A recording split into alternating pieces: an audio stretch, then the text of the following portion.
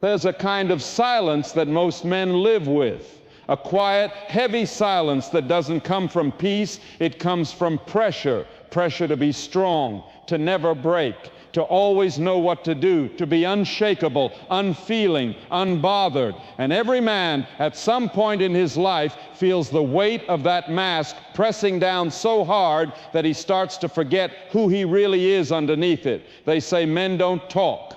But it's not that they don't want to, it's that they're terrified no one will listen. Every failure, every weakness, every tear turned into something shameful, so they bottle it up, they swallow it down, and somewhere along the way, that silence becomes a cage. You can see it in his eyes when he's sitting in the dark, phone in his hand, scrolling through everyone else's perfect lives. He doesn't say it, but inside he's comparing their cars, their smiles, their success, their confidence, and he wonders, what's wrong with me? He used to laugh easily, he used to dream big, but now he's just trying to keep up, trying not to fall apart. And it's not just about money or status or even love. It's about feeling enough, about feeling like the man he thought he'd be by now. But every time he falls short, every time he fails, a piece of him goes quiet. That's what people don't understand. When a man starts to lose confidence, it doesn't happen all at once. It happens slowly, invisibly. It starts when he feels unheard,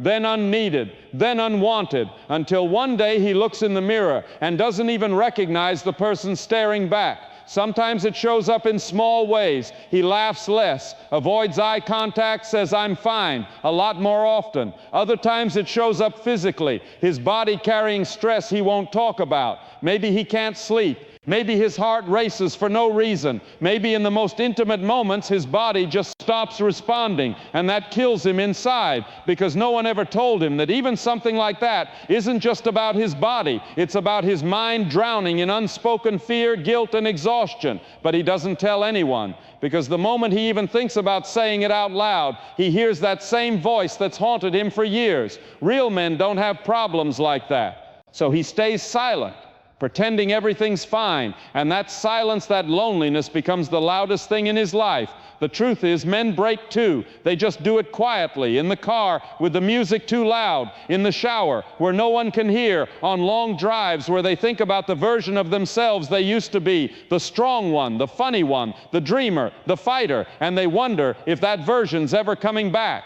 But here's the thing, the comeback doesn't start with confidence. It doesn't start with success or someone saving you. It starts with one moment of honesty. When a man finally says, "I'm not okay," that's when healing begins. That's when strength becomes real, not performed, because true strength isn't the absence of weakness. It's having the courage to face it, to sit with it, to talk about it, to admit you're human. And when a man starts to heal, everything shifts. His posture changes. His tone softens. He starts laughing again, real laughter, not the empty kind. He starts to reconnect with his body, his dreams, the people he loves. That spark returns. He realizes he doesn't have to carry the world alone. That vulnerability doesn't make him less of a man. It makes him free. Every man has a story like this, whether he admits it or not. A chapter of silence, a storm no one saw. But if you're listening to this right now and it feels like I'm talking about you, remember this. You are not broken. You are not less. You are not alone. You've just been fighting battles that no one taught you how to name, and it's okay to be tired. It's okay to ask for help. It's okay to start again, because somewhere inside that silence, there's still a voice, your real voice, waiting to be heard again. And when you finally let it speak, that's when you rise. They say every man has two lives. The first begins when he's born. The second begins the day he realizes he only gets one. For most men, that realization doesn't come with fireworks. It comes quietly after a long night, when the weight of pretending finally breaks, when he's sitting alone, tired of being the strong one, tired of acting like everything's fine. That's when something shifts inside. That's when the silence starts to crack. He doesn't explode or cry out for help. He just exhales differently. He says to himself, "I can't keep living like this." And in that one moment of truth, a seed of change is planted. At first, it's not some dramatic transformation. It's small things. Waking up earlier, drinking water instead of whiskey, walking outside without headphones just to hear the world again, reconnecting with one friend he trusts, saying no to something that drains him, saying yes to something that scares him. He starts to realize that healing isn't about becoming someone new. It's about remembering who he was before the world told him to stop feeling. And the moment a man starts healing, he doesn't become louder. He becomes calmer. He starts to listen, not to others first, but to himself. The voice he buried for years under work, noise, and expectations begins to whisper again.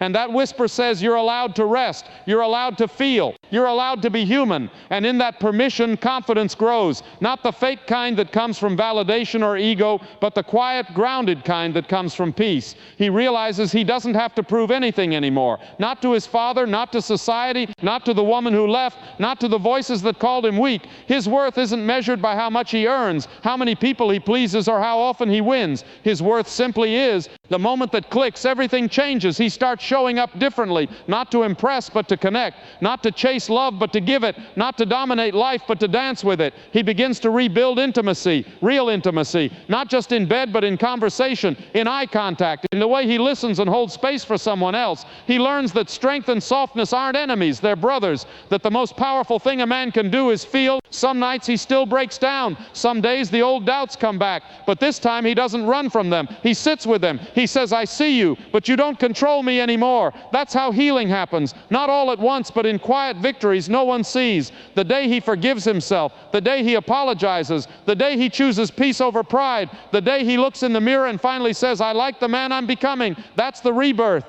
That's the comeback no one claps for, but it's the one that matters most, because somewhere in that long, silent war he fought with himself, he learned the one lesson most men never do, that strength isn't about never falling, it's about standing up again, softer this time, but wiser. He starts to move differently, not rushing, not proving, not hiding. He speaks slower, but with more weight. His laughter returns, but now it carries gratitude. His silence returns, but now it holds peace instead of pain. And when others look at him, they can't quite explain it, but they feel it. This man has seen darkness and chose to light his own way out. If you're a man listening right now and you feel like you've lost yourself, remember this. Healing isn't about becoming who you used to be. It's about building someone stronger, gentler, and more real than before. You don't need to have it all figured out. You just need to start, step by step, breath by breath, truth by truth, because the world doesn't need more perfect men. It needs honest ones, men who can look at their scars and still smile, men who can say, yes, I've fallen, but I'm still here. That's your power. That's your story. That's the man you were always meant to become.